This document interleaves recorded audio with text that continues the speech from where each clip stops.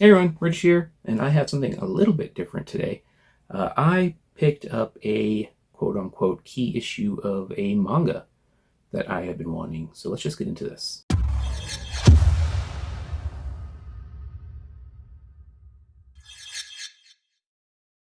Alright, like I said, I picked up a key manga, if you will. I've been collecting manga for a while, long before the influencer boom, and unfortunately I only picked up like 4 or 5 copies of stuff before the influencer boom happened, so a lot of that's just like way beyond what I would ever pay for it now. But I was browsing, trying to think about, the books that the influencers might not think about. Because obviously you got, the first One Piece, the first Dragon Ball, first Yu-Gi-Oh, whatever. And all of those are crazy money books now. So now it's more about looking for the first characters. And I was thinking, well, I collect certain characters, so why not look for their first appearances in manga? And that's what this is. I am a fairly consistent Dark Magician Girl collector from Yugioh. I have a whole spot on my shelf dedicated to her over there. I have a binder of cards from her.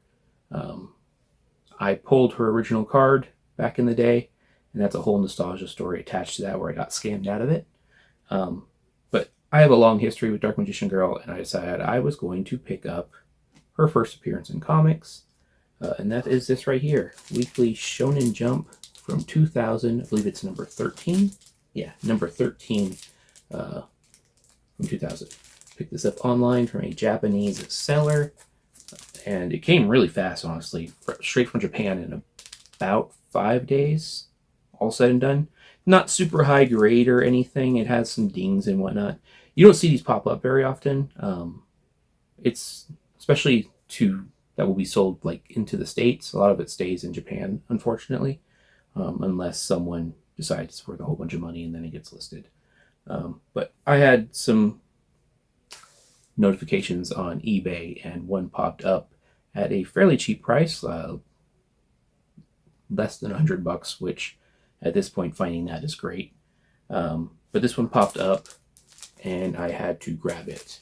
I have it wrapped up right here, but I will show some pictures of the interior and talk about it a little bit. So let's just go and do that.